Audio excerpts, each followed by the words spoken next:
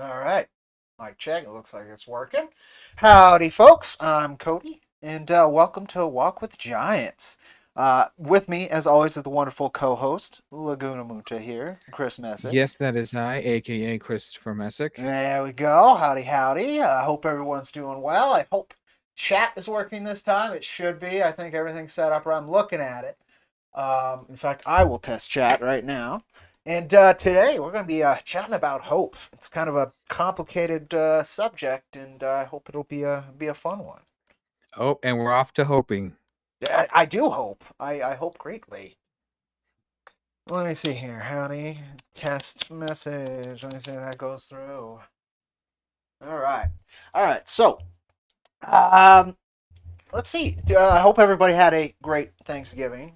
Who's watching this? If you celebrate that particular holiday, I'm assuming most folks who will check this out are American or maybe Canadian. You celebrated it last month, um, and yeah, I guess we'll just hop right on into it. Um, hope. So let's see. That level's good. What I need to do actually is hit this over here. I forgot to do that. So let me, boom. All right. No worries. And while Cody's doing that, I was just gonna let's just share with people that we're located here in Taos, New Mexico, which is a beautiful mountain town, and that's where Cody and I were raised, and that's where we stream live from, and that's been our experiences growing up in this beautiful place. Oh, it's a very unique position. Every time I'm chatting about my book or what have you, I kind of have to bring up the melting pot of very specific and unique cultures here, and the wonderful experiences that those colliding has provided me as I got older and older, and we hope to share those experiences and kind of the perspectives that came with them with you, wonderful folks. So, all right, so everything should be good. If folks were curious, we do another bit of recording under it that I had forgotten to start, but it is up and going now. So, hope, hope. What is hope to me? So, hope is that kind of it's that double-edged sword that kind of drives you on. That's kind of what I'll put it forward to. It can be the last straw or the last little bit of grabbable. The stick on the cliff as you're falling off that you grab onto, the branch, as it were, or it can simply be the nearly inexhaustible amount of a wellspring of energy to pull from as you're trying to complete something. How about to you? For me, hope is a lot of things. I think hope for me is based a lot on luck because I've been very lucky, I've been very fortunate, and I think it's easy to hope for good things to come if you've had them come. And I know it's difficult to maintain hope, which is hope for a positive future, an optimistic outlook for maybe things that aren't going well. That's something I've been raised with. So, because yeah, growing up, my mother was very ill, and throughout our whole childhood, there was always the need for her to have surgeries to help keep her healthy. So I saw a lot of hope and I saw a lot of optimism. So I guess when I think of hope, I just think of the human drive to continue on even in the face of adversity, extreme adversity. Mm, yeah, right. And so that kind of got me thinking. The difference in perspective of hope between a young child and a grown adult, I think there's actually quite a bit of difference in that perspective. For me, a kid, you hope for a bunch of different things, and usually, at least as a kid, sometimes hope is a interchangeable with wish, right? You wish for this thing, you hope for this thing, right? And Hmm. if you are well enough taken care of, those things can be a bit more superfluous, a little less. Oh, I don't know. Again, the perspective's different. So when you're younger, your perspective is what I'll say smaller. You have less experience to draw from, so things can seem a lot bigger or more important that are very little or again superfluous. And I think as you grow older, your perspective of hope and your almost need to rekindle it yourself becomes paramount to just getting through difficult times, and hopefully not driving you into worse circumstances. Because again, I think hope can very much be a double-edged sword if it's paired with ignorance, and with if you're interchanging it with wish as you get older. You know, if you're not actually doing anything to refuel that hope. Yeah, very well said. I think it has changed a lot from when I was younger to now. When you're younger, you hope that you get a lot of great presents for Christmas, maybe Mhm. that sort of thing. And obviously, as life goes on, you learn more, hopefully, and you become more a fuller person. And you find a true hope for things greater than maybe selfish desires. But with as far as I was gonna apply it to my music, Mm. I there's a lot of hope in my music, in particular in the Chuck album, because that album is about loss, the loss of a family member, and what we can do to move forward, how we can deal with that, and still hope for a good future, a positive future for us, even in that grief. And I think hope can be a valuable tool through grief.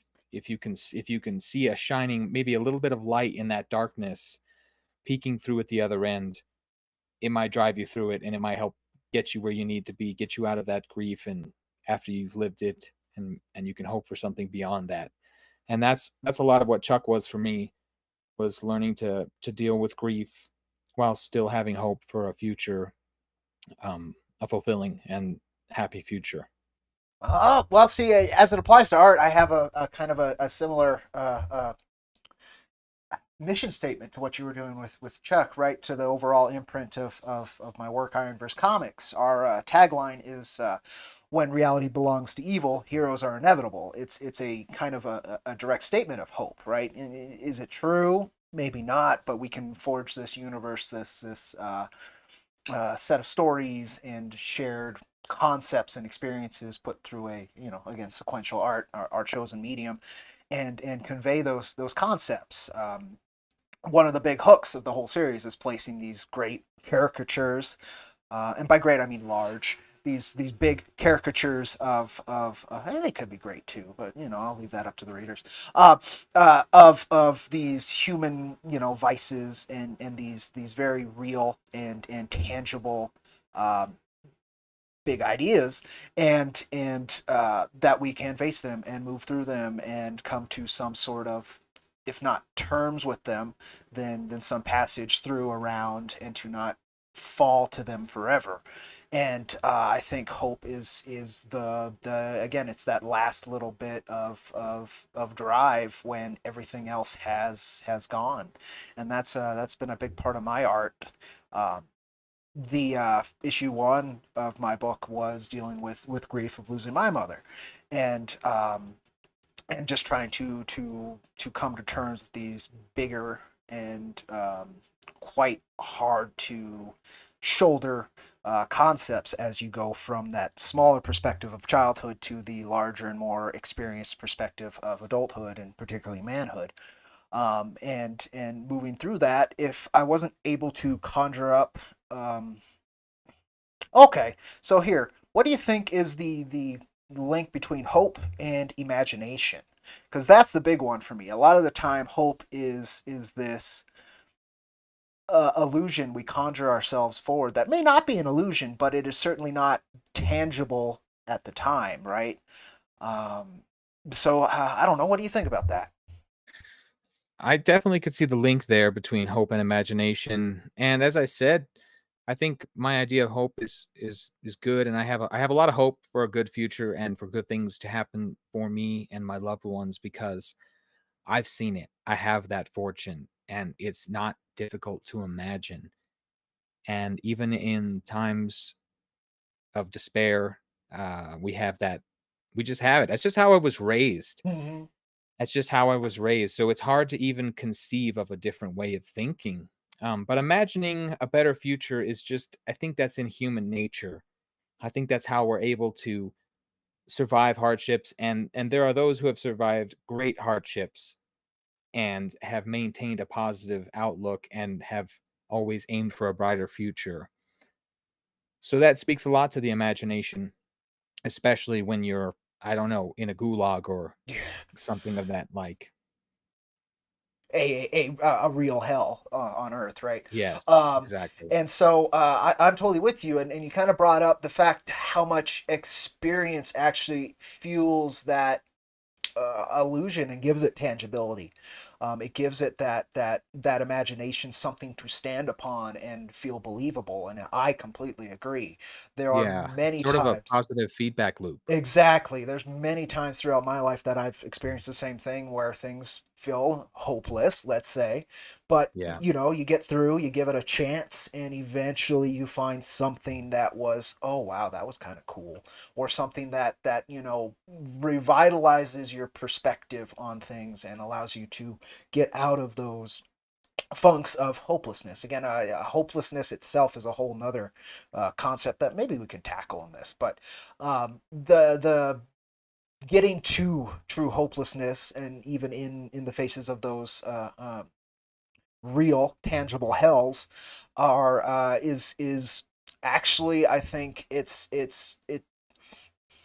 I couldn't say. I haven't really been there, but I think it is almost more difficult than maintaining the hope, because again, we are driven by nature to survive, and hope is one of those last little bits of survival instinct that we can cling to and drive forward. Um, but yeah. Yeah, and a thought that strikes me about this is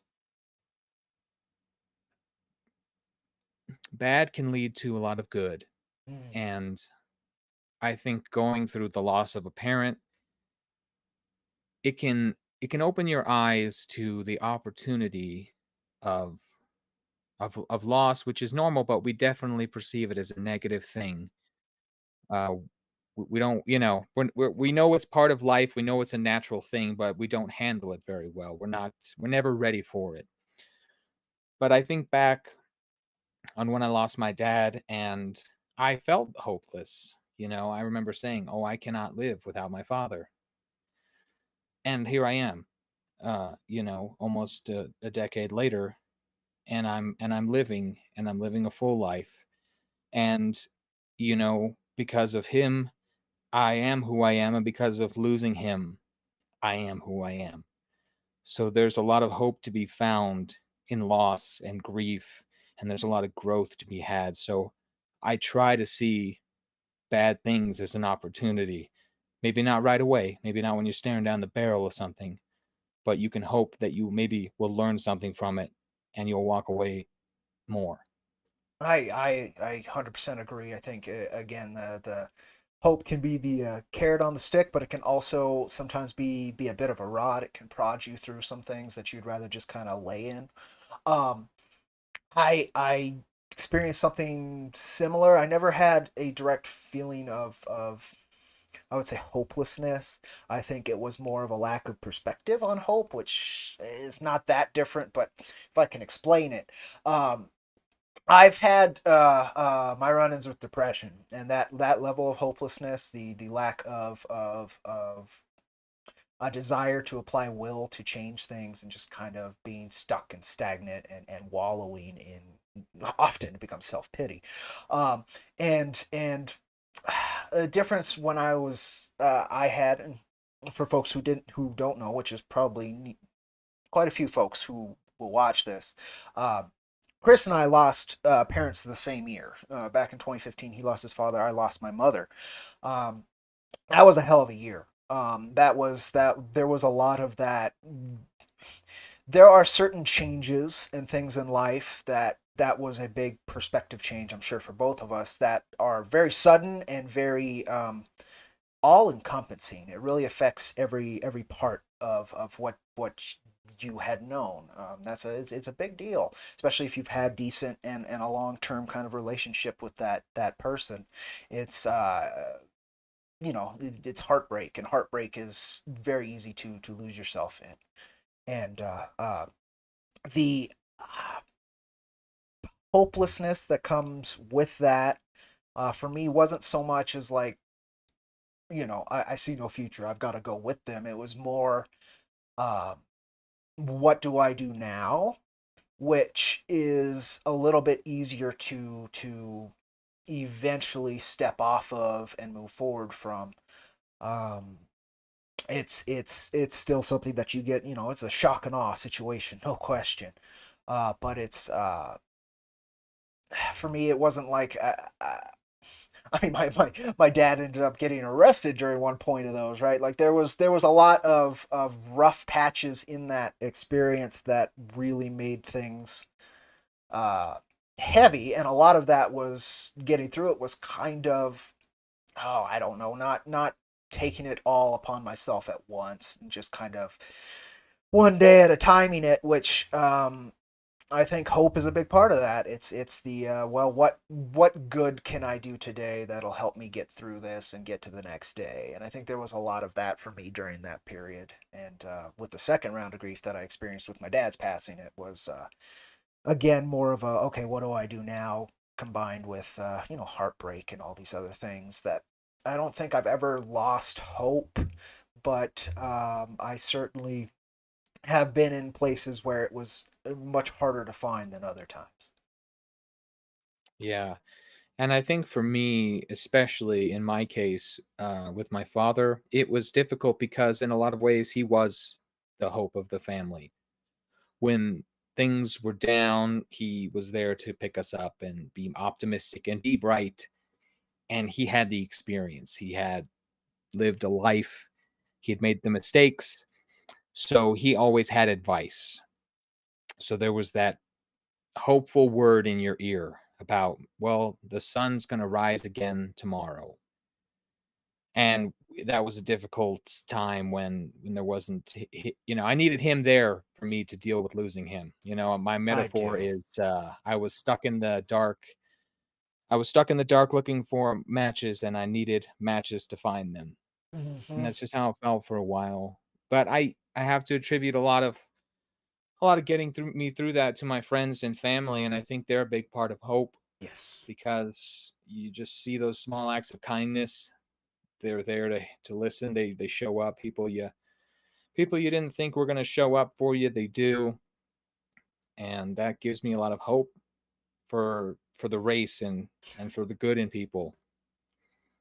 No, that's very true, and that's a big one too, right? We can tackle it from that perspective. When you're, it's part of what I do in my work. When you're faced with the ever growing perspective on the totality of human experience, you're confronted by history. You're confronted by maybe mistakes you've made yourself, mistakes people have made around you. You're confronted with the overall collective shadow of humanity. Um, it would be quite easy to lose yourself in it, and to lose yourself to nihilism, and to just perspectives which considerably extinguish hope. And Yeah, and I can speak to that. yeah, go for it. There are people who just blame God or fate or whatever deity you want to attribute the whims of the world to. And I remember I had a moment after losing my dad that I sat there and I said, well, this is God's fault. And it was probably a 5 or 10 second stint. And I said, well, that's an empty road. That's a dead end road. There's nothing for me there. So I best not think that way because that's not going to get me anywhere. Blaming the universe or God for this.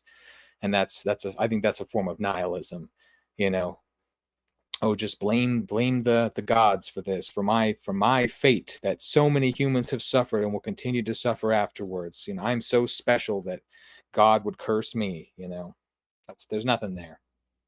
Yeah, that's a big one, and that is like I mean, losing such a important thing close to you is a big hit on your ego and your sense of self, right? Whether even though it's somebody outside of it, it's your perspective, your interactions, and particularly of a parent, how you build your identity alongside them, and that mutual growth of person, and that relationship itself is its own thing, and suddenly it withers and goes away on one side, and you continue forward.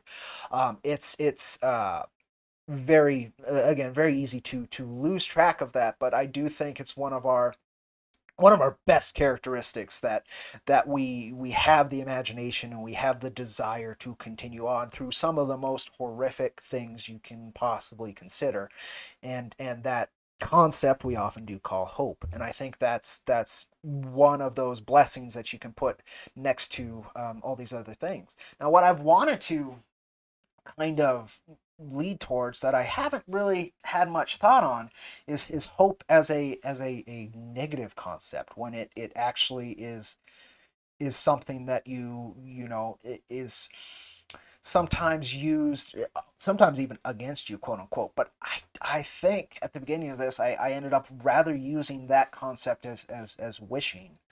um, I don't think that maybe is honest hope, like somebody is sold snake oil instead of actually taking care of themselves. That kind of hope. Is that hope, or is that kind of wishing for something? I understand what you're saying. It's playing Yeah. the lottery instead of getting a job. Uh-huh. And when when I first started thinking about hope, when you pitched the idea, Yeah. I immediately went negative. Yeah. Yeah, my all my initial thoughts were negative and the dangers of hope and this sort of thing. But that's not how I am. But that's just that's where my chain of thought took me. But one thing I thought of was in the Green Lantern series, Blackest Night, which is this cataclysmic event where these creatures are coming back from the dead and they're using people's emotions against them to drain them of their life force. All your loved ones come back and they say just the right thing to agitate you, and then they consume you. And that's I think we've all been through something like that too, Yeah. where we've had those moments. But in the story, the Green Lanterns, they're represented by will, and they power their energy is powered through will, and there are Blue Lanterns which are powered by hope.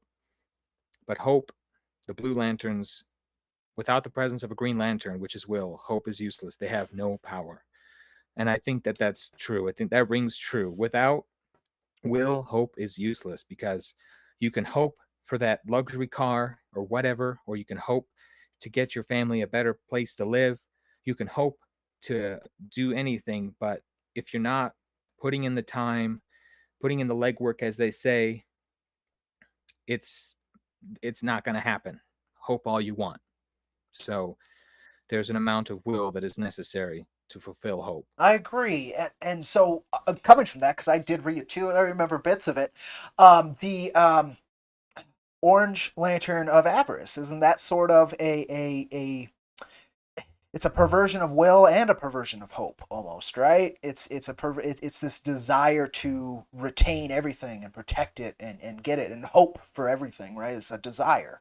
And I guess the difference between hope and desire is kind of an interesting thought as well. I think hope is when it is applied to a dark situation, but otherwise it is just desire, is it not? Well, I think hope has let me try to think of how to Yeah. phrase this. I think hope has to be it has to come from you. Like, it has to be conscious. You have to say, I want this to be better, I hope that this will change. I think desire comes from the subconscious. I think Mm. what we desire we cannot control. I think what we hope for, I think we can control. Hmm. Yeah, I think desire is something that we can't shake. I think it's something that jumps on top of you and it pushes you. It just makes you work. It makes you work for it, and it can run you. Hope, I don't see it that way, but um, Yeah, what do you think? Yeah, so that's kind of what I was saying. Is that I think hope is a specific type of desire. Again, it's one more, as you said, attached to will. It can exist without it, but it is its actual manifestations, the thing to keep you moving. It is attached to will, whereas desire can be attached to a will, but you're right. I think it's more. It tends to be more of a physical or subconscious attachment to will. But also, desire is not always a negative thing. In the connotation that we were talking about as an orange lantern, it tended to be. But at the same time, there's only one orange lantern because of it, right? He needs all of it. It's greed as well, right? Absolute greed, Yeah. yes. And so that's taking desire even further. Is when you need everything. Everything is yours. You are that, right? Yeah, and if you notice, he's not in control of that. Yep. I haven't seen that. That ring controls him. Oh, kind of the Smeagol Gollum kind of deal as well, Really, right? it is. Yeah. It takes hold of you and controls you. So I think that that could be true. I think that can be said of desire, whereas Mm. hope I think is more intent. It has more intent behind it, and it's. I don't think it's as it can't desire. I have no negative feelings toward desire, but it can drive you to do the wrong thing. I think it's But I more don't think controlling than hope. I guess is what exactly. it I would mean, be. I could see Okay. hope pushing somebody in the wrong direction, but I just don't see hope that way. I see it as a positive force. Whereas desire, whilst not a bad thing, it can make you do bad things because it's this unconscious drive that you have to actually look at, realize it's there, and then you can control it. Whereas hope, I feel like we manifest. I think we do have a bunch of other terms for negative versions of quote unquote hope, which are actually more tied to desire. You have things as wrath, lust, right? You have those bigger concepts that could be a hope or a desire for something, but when they manifest, instead of it being hope, something that drives you forward, it becomes one of these other concepts that are significantly darker often. And there is that interesting not disconnect, but that interesting relationship that there are very clear lines of distinguishment even within their direct relationship to each other and how close they are as concepts. Uh, I just think that's interesting. Yeah, and I think this is something to consider as well. I think hope can become this consuming force when it's unrealistic, when you hope for the impossible. Well, if you hope for a loved one to return from the dead, or literally something that is impossible, or a pursuit. Just, I mean, there are things we cannot achieve. Let's be honest. We all like to believe otherwise, but there are things we will not get. There are goals we won't accomplish in our time. And I think I was told by a friend to think of my desires in a more metaphorical way, and I might have them come true. And I think the same could be said for hope, because if you're so specific on what you're hoping for, your expectations are going to be set. And if you don't get just that, it's going to cause you harm. Yeah, it's that little bit of, again, it may not be direct arrogance, but it's a more closed-minded approach on existence, which isn't always conducive to survival. Period. Just generally, but also just for even smaller things. Again, it's you kind of depending on what your hopes are. And again, the link between hope and desire. That's an interesting one, but there are definitely clear differences. And I think a Yes, lot of and that is in the again the direction and the outcomes is a big one as well. Yeah. well, and when you first pitched the idea of hope, there's a quote that immediately sprung to mind, and it's Max Rockatansky in Fury Road. Eh. And he tells Furiosa, he says, the problem with hope is if you can't fix what's broken, you'll go insane. Mm. And that's a man who's been tortured, and he's seen a lot of people die. He's seen things go bad, and I'm sure he hopes for something better, but it's just not achievable. So that I think there is a danger in too much hope, or the wrong sort of hope. I think we have to ground it in some sort of reality. And I think that sounds kind of like the antithesis of hope, but I really do think it has to be grounded in some sort of reality. Oh, I think so too. It has to be. Uh, you have to have a imagination that builds from something directly. You can hope you can fly, but jumping off the roof isn't going to change that, right? You can do all these things that you do apply will to again, and it's. I think it's that line between hope and then desire and again arrogance and like avarice, greed. Having more than what you desiring more than what you can attain or should attain, while having an open perspective to what that is. You can have a direction you wish things to head. You can have a direction that you hope to start walking towards, and you can apply will to that. Um, but as you said, if it's too narrow a direction, it's too specific a thing, and that thing is not based in reality, then it's not going to end well. I've been lucky that at any time that I've wished to walk something very specifically, I get life's little nudges, I'll call them. I mean, sometimes they're smacks, but the little nudges, it's like, okay, maybe you just breathe and look and just listen for a little bit. I think if you're not listening and you're working towards hope, you will easily get led astray. I think that's, you can go to the back to the Garden of Eden, right? Eve had hoped that eating the apple would be a good thing, and did not end up that great. Um, Yes. but that again, it was almost greed. Wanted something that was kept from them, but for a reason, because they didn't understand that reason was ultimate innocence, getting tempted, right? And I guess hope can be a form of temptation, but I think maybe we're, at least I'm getting focused on the semantics just because I enjoy that. I think word choice is very important, and me trying to get to grips with these big ideas with our talk here is part of it. And Yeah. so a lot of that is semantics, what word is what are we actually talking about, this kind of thing. And I think that's important. But I think in particular with hope, it's kind of metaphorically, it's a heart led thing, right? It comes more from love than from greed, just in a general concept, right? It's that looking to the sun rise Yeah. in the distance, and that feeling that something better will come with it. Yeah, and I think that's kind of it.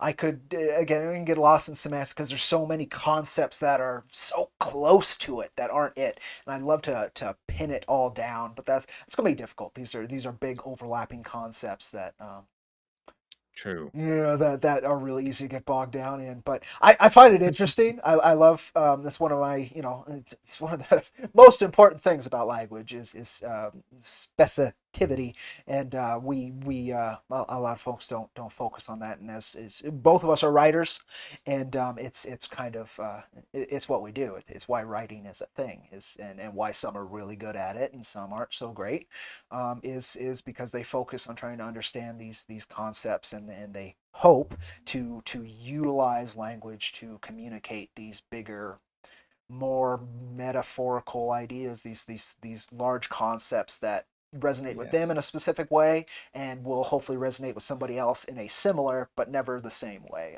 And sometimes the same way, honestly, or close enough. Yeah, and I think that kinda goes back to having a too specific of an idea for something. You can have the same, issue with how you hope people will interpret your art, Yes. And that's and that's tricky. Yeah, and that's a big one. I see a lot of people, particularly if they're very specific artists, they have their rigidity in how they wish to communicate things, and so they use more precise language, or they get bogged down in using precision, a little too much precision in communicating the very specific idea, and I think it's easier to get lost in the quote unquote communicative translation when you do that, but sometimes that actually is carried forward, and as you said, hope and luck can kind of go hand in hand. The more positive things that have occurred alongside negative things in your personal experience, or you can even say in your media that you've consumed, even those experiences, those journeys you were sharing with authors and creators and musicians and all these different kind of artists, Yeah. can carry you forward. I mean, that's a huge part of music. I can't tell you how many wonderful songs have helped carry me through the grief that we have kind of both talked about in here, and that the direct manifestation of hope that came from that might not have been directly what they were trying to communicate, but was close enough to actually point me to a perspective that allowed a new type of hope to manifest within me. Yeah, and that's a powerful moment. That's the gift of great art and music.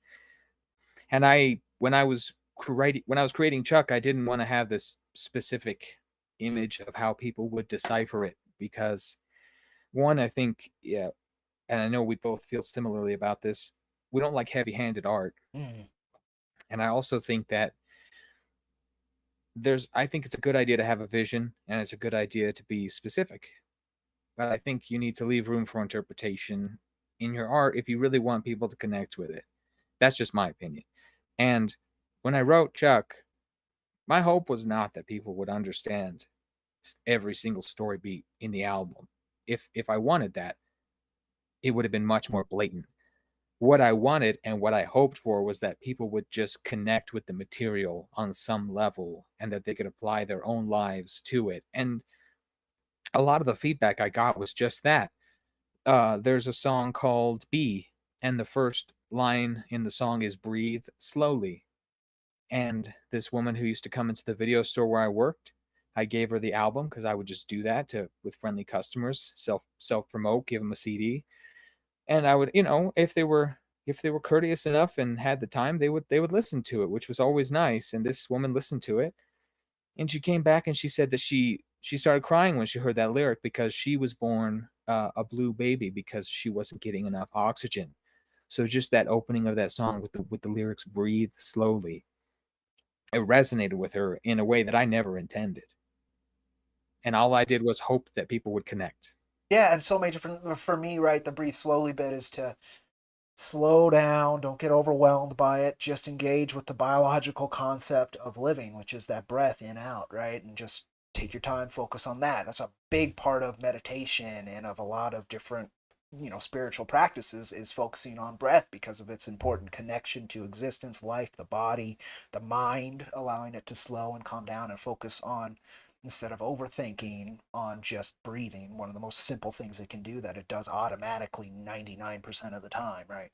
um and so for me it was that, but that is a that again, you wouldn't, that's not a concept you're familiar with, and that beautiful resonance that she had found with it, that's wonderful. And that's, again, because it was this universal concept. It's something that we all can connect to. I mean, I think everybody breathes, right? I'm pretty sure Right. that's like a human concept still at the moment. Safe bet. And so and there's different forms, all of that, especially again as a little baby. I mean, to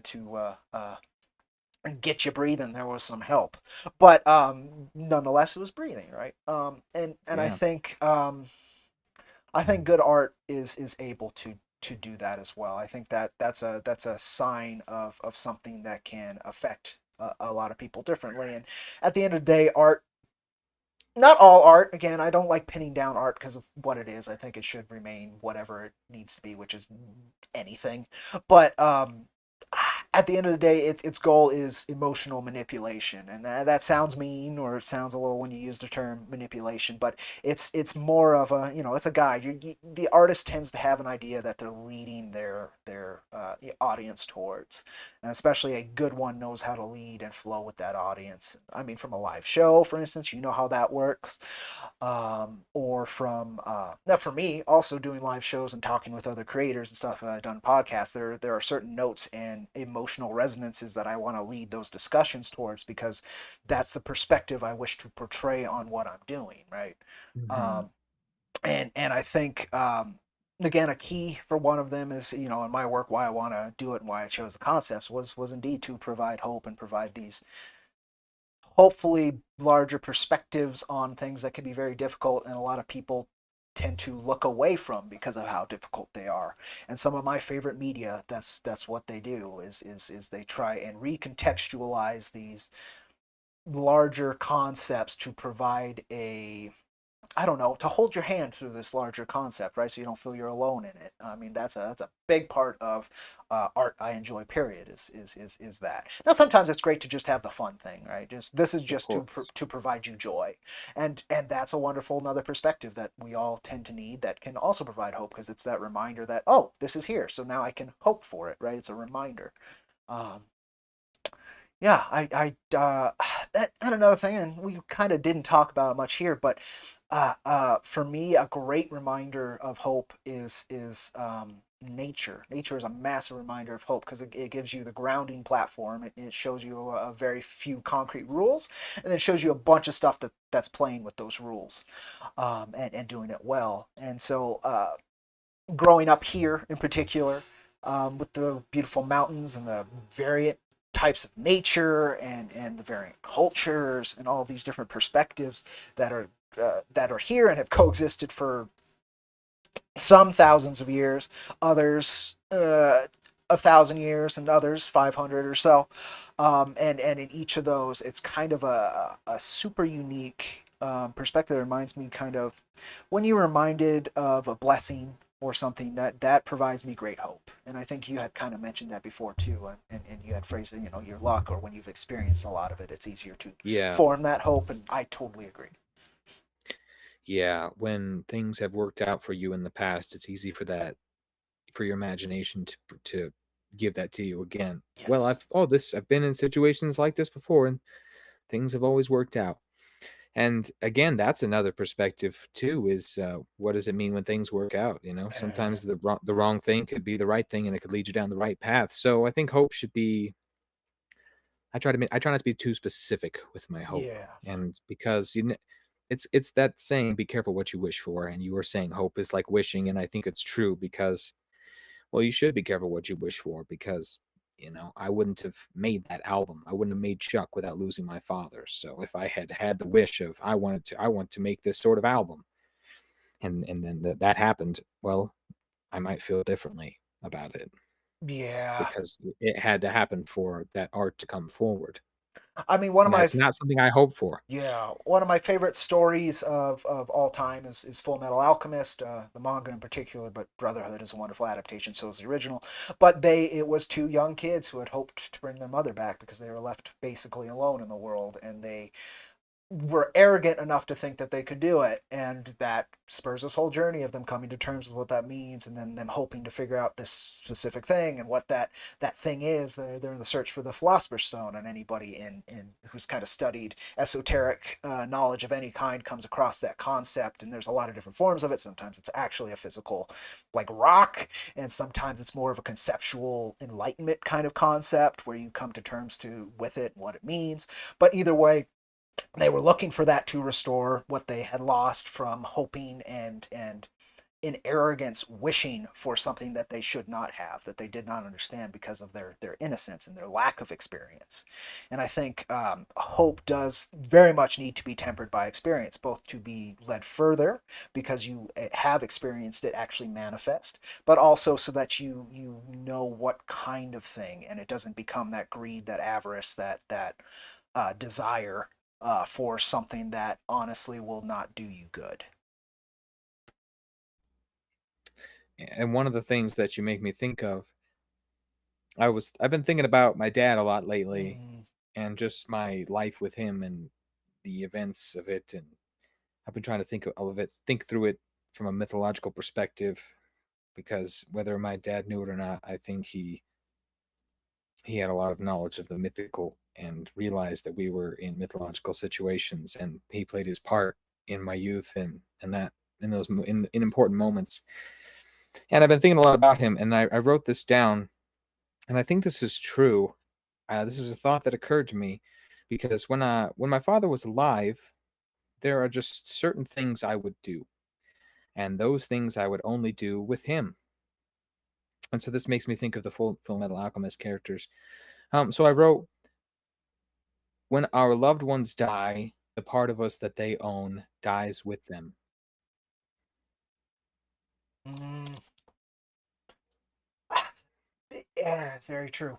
Very true. And so there are things that I think maybe part of the drive to bring those people back is to bring part of ourselves back that we lost with them, That's the big one. because there's those people are going to see us from a very specific perspective. They see us completely differently from how everyone else sees us. So when we lose somebody, we lose part of ourselves, and we lose that version of ourselves that only they know. And I could see why somebody would do anything to bring that back, because it is selfish, you know? It's always selfish when you lose somebody. We're all talking about how upset we are that we won't get to see them, that we don't have them around, how we miss them. When we don't know where they are, they're probably somewhere they're happy to be. You know, Right. they're beyond pain, they're beyond suffering, and here we are complaining that they're not here eating dirt with us, you know? No, no, absolutely, and within Full Metal Alchemist, there's a different perspective as well, because when they're young, the reason why they had nobody to walk them through in a relationship they don't wish to rekindle is with their father Hohenheim. They don't wish to bring him back into their life because he left them alone. He left them to take care of the mom until she got sick and passed. Right, Mhm. young kids, and so they don't search for that, but they do still have this desire to follow in his footsteps for the power that he had. Right, and so that's part of that. Again, the difference between hope and desire. They thought they understood this thing. They thought they could grasp this power, and they didn't really understand what it was. And instead of seeking this father right away or any of that, they cast it aside and said that they didn't need him. And Mhm. so within that pursuit, eventually within that, they have to confront the father. And there's a huge story. There's actually another character called Father who's related to Hohenheim, but isn't, and is a manifestation of that pursuit for the Philosopher's Stone on the greater humanity level, not just their personal level of what they're looking for them. And all they want is to restore their bodies to what they were.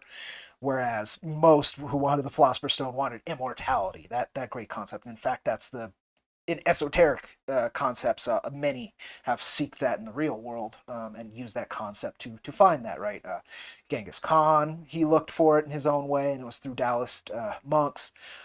It was this desire and hope to live forever, and that disconnect between accepting that inevitable change from something to not nothing, but to something far more ethereal, right? Within death, and it's that acceptance, that hope. And you kind of mentioned it, the hope that they are in a better place, that they are beyond pain, that they are beyond these very difficult human concepts. I think that has spurred so much uh, positivity in human history and quite a bit of negativity as well. But I think it has been a net gain in terms of us coming to terms with something that is again one of these giant ideas that we can't ever really grasp. It's from a more mythological concept. We can construct it into a perspective that we can then kind of work around and work with and use as a tool. But it is a imaginary concept. It's our perspective of the thing, and we hope that it's right, but it's never going to be 100% accurate. I don't think. And I think that's again, that just leads me back to that same thought. It sounds like these guys had too specific of a hope. You know, there are many ways to bring our loved ones back. We bring them back through stories. We bring them back through our memories. Oh, yeah. There's a wonderful Ye quote where somebody went to a witch and was like, and had asked her, "Can you bring back my mother or father, whoever the family member it is?" And it's like, "No, but can you tell me about them?" It's like, "What will that bring them back?" And it's like, "Well, for a time." And that's one of the oldest, most beautiful forms of the magic that we have. We can bring them back for that time. We can share them and our perspective, our piece of them that we keep with us forever with somebody else. And that is a right and very hopeful perspective, I think. yeah, so I think if you hope to keep people alive and hope to bring them back, you know, from the dead, tell their stories. And that's another reason why I wrote Chuck, because it would immortalize my father and what I went through and my what my family went through, and just sort of some of those emotions and that journey that's keeping it alive. That's keeping him alive. It's keeping his legacy alive. And that's really all we can do. And I hope that that we can continue to do those sort of things for the people that we care about, because that's how you live forever. That's the proper way. Any other seems to be a very in the media and the tons of media that we've searched for, any other way seems to be very rough. I mean, there's the biblical standpoint of, well, there is an immortality past death, right? There's those kind of concepts, but that's still not on this plane. It's not grounded in the physical. It's not that very obviously untrue concept where, we all look at the only thing that's, immortal, quote unquote, is death itself. It will continue. But eh, hope itself is that, there's that greater hope too, like the hope for your life to mean something. That's a massive one, right? And I think if you leave behind those stories for others to tell, you leave behind that chunk of yourself in their hearts, then that is a very wonderful form of immortality. And I think about that sort of thing often, especially after losing my father. Is well, at least I've recorded some songs, and at least I've written some poems for if I go before my time, or my well, I guess what does that even mean? If I go Right. before I want to, before I really expect to, at least there's something behind. At least there's a part of me that I've put down in some permanence. Besides in their memory, I've left something behind. And I think that's the hope of all human beings, is to have a legacy, to not to not be forgotten. I think that's our all of our ultimate hope, is to make an impact in this world, to not be forgotten, to have done something positive, maybe, hopefully. I mean, I guess some people probably they just want to be remembered, Yeah, regardless of the cost. I was gonna say the hope of conquerors is very different than the hope of a father, right? Right. The hope of a conqueror is also legacy. A hope of a father is legacy, but within that, there's a very different connotations. A conqueror involves, killing and control, where a father is more of a guide, right? And some conquerors left a guidance legacy as well, and that And some maintains till fathers now. left a conqueror's legacy. It's very true. So it's it's those larger, again, those larger concepts that we can only hope our individual manifestations, our lives, can find some peace and concept and utilize in a positive manner. That's very much my hope. And I Is feel Go for I it. feel hope is useful in some instances, because there are some instances where all you can do is hope, and that's kind of a prayer you can pray, Yes. because there are circumstances. It's just this goes without saying. We all know this, but there are circumstances that are just beyond our control. Loved ones might be hundreds of miles away, and they might be ill, and there's nothing we can do to help them. And most we could do is maybe call them and say hello and ask how they're doing. But at the end of the day, all we can do is hope Yep. that they're going to be all right, because we can't fix them. And I mean, sometimes that when you can't fix them, then that spurs you on a life to be a doctor or some other form of healer, psychiatrist, what have you. And then Hopefully. then your hope there is that you will still leave that positive impact. Again, hopefully. And some people get into it for the money, and they can still be very good at their job because they did that. But nonetheless, I mean, I again, if we get too specific, it kind of ruins the real manifestations, that heartfelt hope, that again, you can get lost in semantics on it because you got to pin those down. But honestly, again, it's I think prayer is a wonderful form of hope. I found very much solace in communication with what I'll call, the divine, whatever you want to call it, and creation itself, the unknowable, but the unknowable that you continuously experience. Let's say that the thing you have your communication with, the thing you're applying will to, and having that great dance that we call life with. Um, and Hope as a guiding light, if it is properly perceived, is a wonderful thing. Hope as a guiding light, when it is pinned down, becomes wishes, becomes greed, becomes avarice at its worst cases, becomes controlling, becomes manipulative. uh, Becomes expectations Yes, that's unmet. a big one. Expectation. So that's another good one between hope. That's a great word to come up between that, because that is true. Hope is a desire for an expectation, but It is. when it when I think it's the manifestation of it that determines whether it was hope or it was desire, avarice, greed. Well, yeah, and I think, and this is and this is something I've seen, and also in reading Robert Bly's book, The Sibling Society, he talks about our lack of metaphorical thinking. We think so literally these days, and I've seen it, and it boggles the mind when I start waxing philosophical or spiritual, and I get this look, and there's no concept of it, because so many, I mean, and this is fine, it's just shocking to me, but there are some people who are so nuts and bolts. They are so down and dirty reality, hands in the dirt, physical, that they can't fathom these concepts, and they can't think metaphorically, like when I was, like, for instance, if I said, "Oh, how," if you ask me, "Chris, how did your day go?" I might say, "Well, the sun was shining on me." And you might say, "Well, it was snowing today, Chris."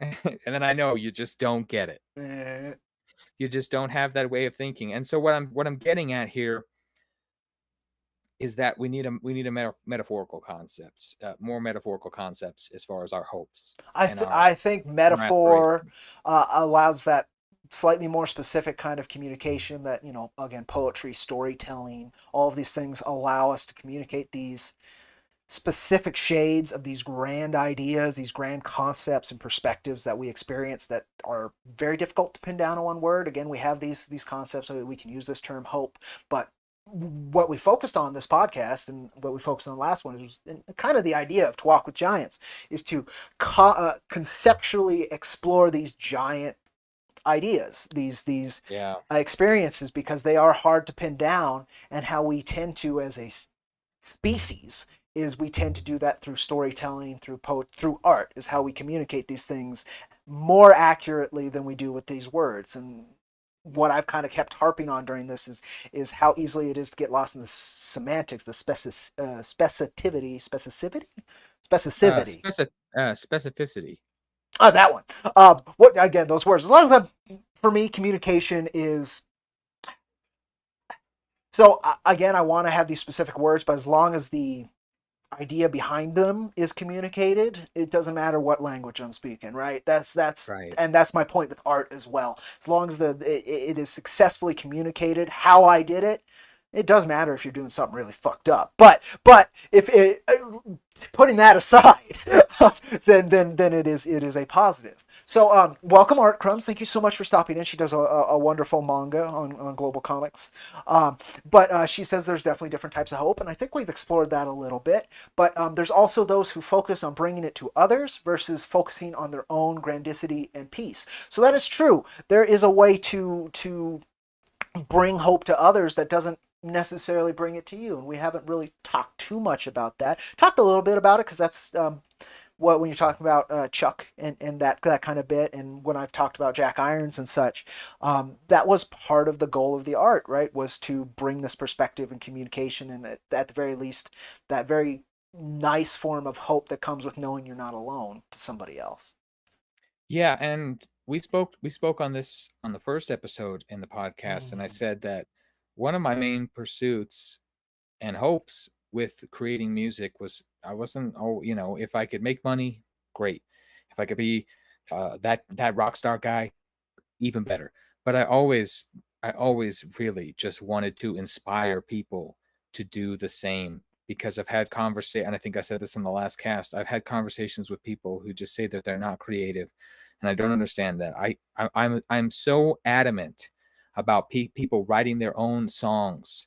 Pick up your guitar, even if you can't play the guitar, even if you can't sing, even if your grammar is terrible, even if you can't spell properly. I am terrible at spelling, but I still, I just want people to create, and I want to inspire people to do what they want to do. I want them to see that they can write a poem. It might not be great.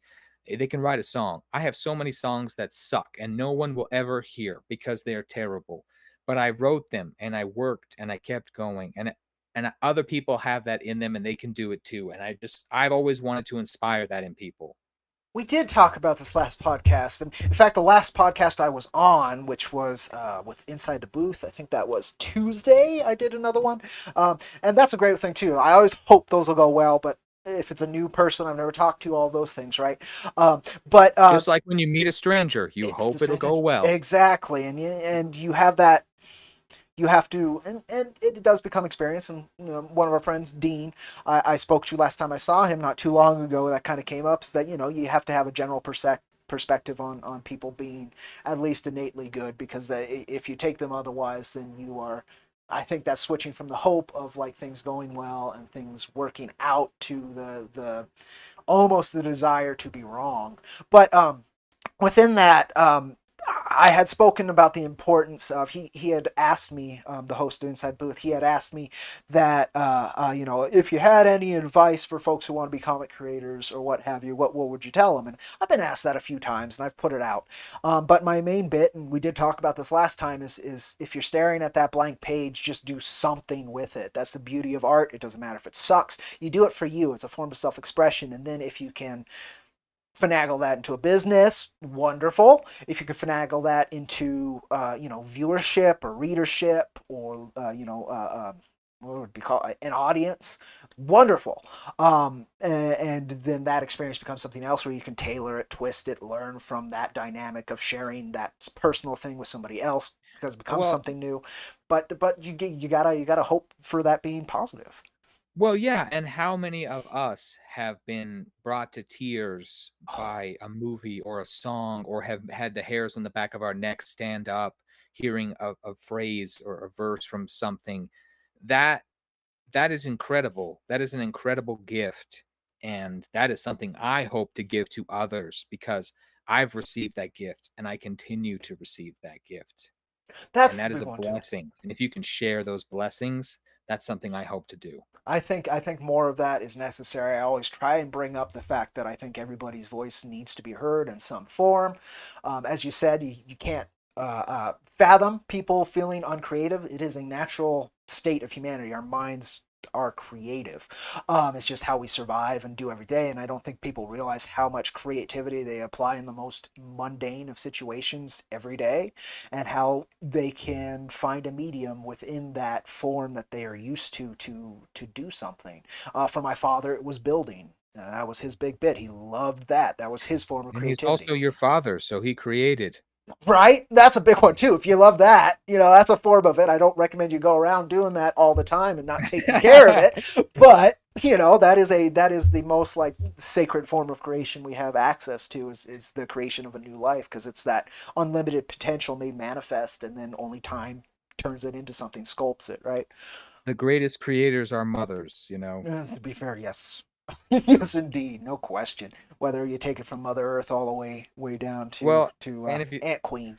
well, if you think about it, your mother and father combined to make the clay, and then, they both help to chisel at it Yeah. and form it. And then after a while, the clay takes its own form and it starts to add to where it was chiseled off, maybe, or to chisel off other things that was added to too much, and it starts to form its own self, but it's still that lump of clay from the creators. That's true, and that initial lump of clay before it hits society, and it's very fun set of chisels and tools.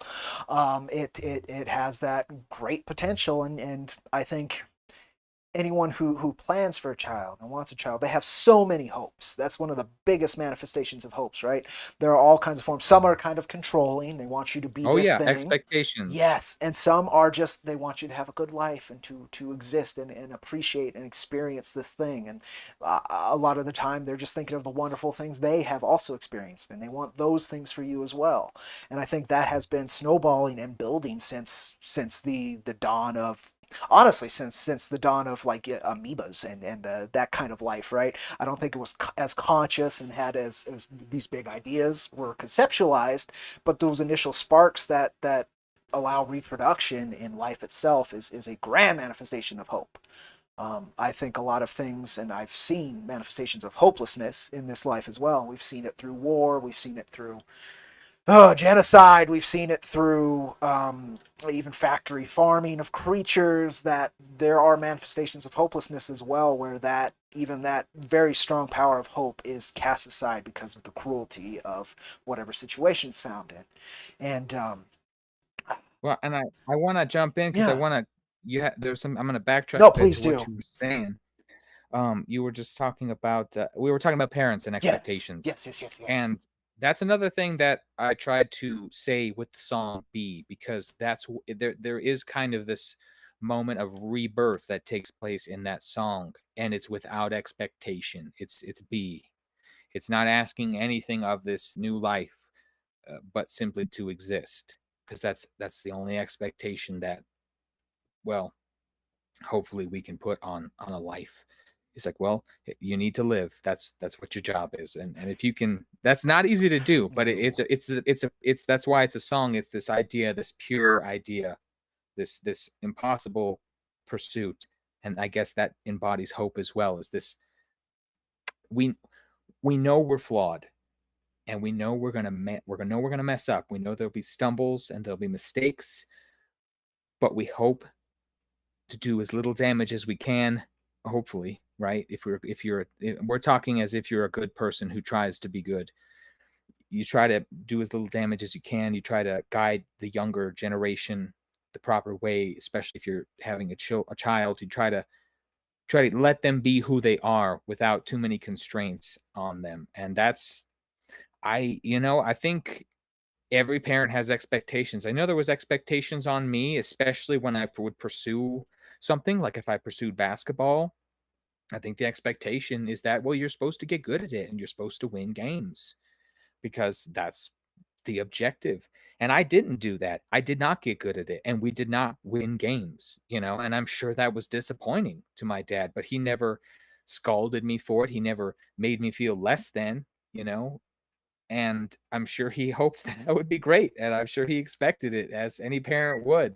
I think it's about handling those expectations not being met. That's another really important thing because we can't help but have them sometimes. There's a quote from a relatively old animated series. It only had one season, so folks probably don't know it. It was called God, the Devil, and Bob. And so the main bit is it's kind of like, oh God, what's that story?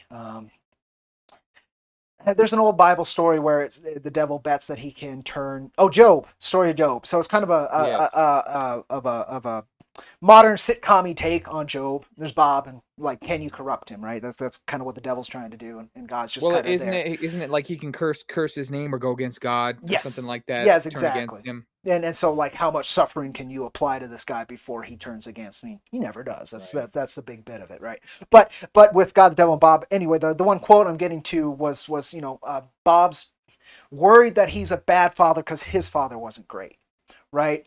And so God takes him through different generations and shows him what his grandpa was like, what his grandpa's grandpa was like, and kind of Mm. tries to provide this perspective of, all I've ever wanted, and this is from Adam, all I've ever wanted from there on down was to provide a lighter punch. Each generation just needs to provide a softer punch. You're still going to get Yeah. punched, it's still going to be flawed, but to be gentler about it. And that's how we get through it. And that perspective gives him the ability to be, again, that those desires for your kid, those what was the term we've been using? Expectations. Those expectations for your child, to temper those, and to, instead of doing that, encourage them, but let them feel out their own bit, and to provide that softer punch. You still need some structure, and that can be defined as that punch, right? You still need some strictness, some definition of form to allow them to survive, because often their own expectations, their own senses of entitlement can very much cause damage because they are unrealistic, because they lack the perspective and experience to understand what realistic expectations and realistic entitlements are, and what you should fight Yeah. for and what you shouldn't. And a lot of that parent child dynamic is those, that controlling hand versus that free hand, trying to find the best, and again hoping for the best out of that dynamic. But either way, it's going to be rough. It doesn't end up great. Right. Well, and I've heard Robert Bly speak on this, and also, oh, I cannot think of his name, but he wrote the Four Agreements and he wrote the Mastery of Love. I cannot think of his name at this time, but they both spoke on this. Essentially, they said, when you're born, we're gods. We're these majestic beings of light with so much dynamism, and we're everything. We're the universe. But our parents don't want that. They want a nice boy or a nice girl. And so, and this is Robert Bly talks about this in his little book on the human shadow. As we grow older and we kind of see what attributes we have that are undesirable, we start to peel those off and we put them in a bag and we drag that bag behind us. And I know a lot of people who I've seen it where they've had these expectations put on them when they were young, and they had to really cut off big chunks of themselves and put them in the bag because they weren't desired by their parents and they weren't wanted by their expectations. I can see that leading to often we were kind of talking about the set of individuals who perceive they don't have that level of creativity, because often that creativity comes with chaos, and chaos is one of those things we try to shave off very early because chaos is danger, right? And Yeah, that's it. And they, but it's also potential, it's also wonder, it's also becomes love. Chaos is potential. That's the more positive way of saying it, but yeah. chaos is also danger, Nece- and so Chaos the is a necessary force. and so the adult is trying to tame that chaos, that potential, and make it into something positive. And their perspective of that may be very limited, or it may be their expectation of what that needs to be even can be very very wrong. And And this is another thing. If you don't Sometimes people who don't create art, they don't understand art. And sometimes people who create children just don't understand children. that's a big one. And these children can be brilliant, and they can be wonderful, and they can be artistic, and they can be sensitive, and it's not seen and it's not desired. They hoped for a child that would just shut up and listen to them and do what they were told. There's an Einstein quote on that where if you spend your whole life judging a fish by its ability to climb a tree, you will have a very poor fish opinion of a fish's skills, right? And so Right. that's Trying to exactly fit what that everybody is. into a box. Yep, and it's that bit of, and that comes up when they're talking about IQ and how very rigid that concept is of Oh intelligence, yeah. and all these Oh yeah. different forms, and again, of creativity. If you're trying to force a guy to be a doctor and he'd be a wonderful musician, but you never gave him the chance to pick up an instrument, and you had forced him into these situations, they might be very bad at it and continue to be it, and they have this hope of pleasing their parents that is not a positive thing. Um, No. and it's as you said, there are some parents who are very much like that. The child is almost becomes a tool, becomes that legacy, and they have a very rigid definition of that legacy. And I was very lucky. I wasn't born with. I had some of those expectations that I did not meet, but Of course. the overall perspective of it again was what you, and I recommend folks go type in Laguna Muta on YouTube and check out all of his music, but particularly B. I believe B is up on one of your YouTube channels, right? Yeah, and I put the link in chat for the Bandcamp, and you can listen to that for free. Oh, perfect. So please do check that out. Wonderful song. I've listened to it many times. It's one of those pieces of music that bring me great hope, alongside a song called "The Pass" from Rush, and quite a few others. But those two always spring to mind when it's you're down in the trenches, and you kind of need to look. Rush had phrased it. Some people, we all spend time in the gutter. Some of us choose to look at the cars, right? And Mm. then there's another one where some of us tend to look at the stars. It's that, instead of getting lost where you are, looking for hope, looking for that guiding light that'll eventually allow you to pull yourself out of that gutter, at least for a time. Um, and music is one of the most effective forms of that for me. I've read many books that are like that too, but if you want immediate perspective changing stuff, I think the medium that affects me the greatest is music, and I can highly recommend that track B and all of Chuck, as well as quite a bit of Rush's catalog, honestly, but The Pass in particular. It's a Hopeful wonderful music, track. yeah. Yes. Well, as you were saying that, I was reminded of a very hopeless song, Oh, and I think it's important sometimes, when we have those feelings, we can't ignore them, and I don't think it's healthy for us to. I think sometimes, because I know for me, when I'm down, and I think this is just a product of, and I can't blame anybody for this, but I think there's this instinct that's put into the world through society and it's just a general thing where it's just suppress your emotions.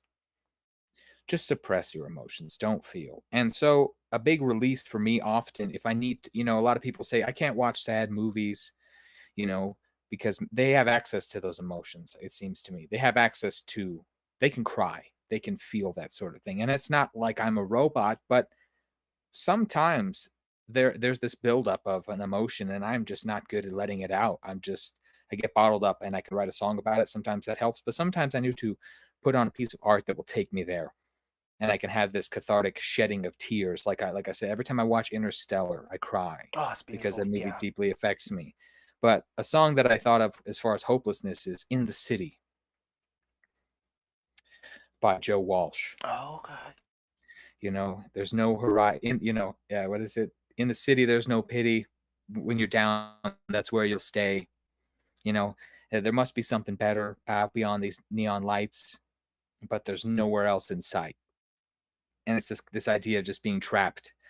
And I think we've all felt that before. And it's good to have hope and to try to see something past that. But I also think it's important to feel those moments and to remember those moments, because I think we can get caught up in little things. I think little things can be too much of a speed bump for us sometimes if we haven't really felt that hopelessness and gone there and let it wash over us a little bit, because it's informative. It teaches you things. Oh, It teaches you who you are. It teaches you how resolute you can be. So sometimes I think I want to feel those feelings. I want to feel that sadness. I want my music to match my mood. And I'm not often hopeless, but sometimes you are, and sometimes you need that music to feel it.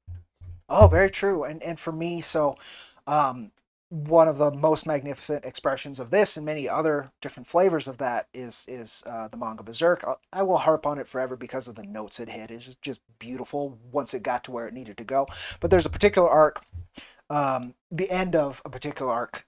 So you get the Golden Age arc, and it has kind of grown guts, and you understand who he is and a lot of his past, which was very hopeless. And the guy literally born and laying in his a pile of bodies among his mother's corpse when he's found. It's literally coming from death and darkness, and they didn't hope they could use him as a tool. It would have been bad if they hadn't kind of shed the, well, he could be cursed because he's in bodies, and that old mythological kind of perspectives. If they hadn't kind of instead have been like, well, this could be used. It wasn't altruistic, maybe somewhat, but it was a tool. So, well, if we raise this guy, maybe we can use him at the very least for a time, right? Um, but it hits he finally finds a family. He finds a place to be where most of his childhood his only friend was his sword, and there's a reason why he clings to that so hard, and it is literally his only connection. It's a sense of security and strength because that's what he could use it for. It's a very little definition. It was his hope. As long as he can swing this thing, he can get somewhere, right? Mhm. But moving into the eclipse, where everything that he knows and loves is taken from him in the most brutal and horrific fashions that Miura could communicate.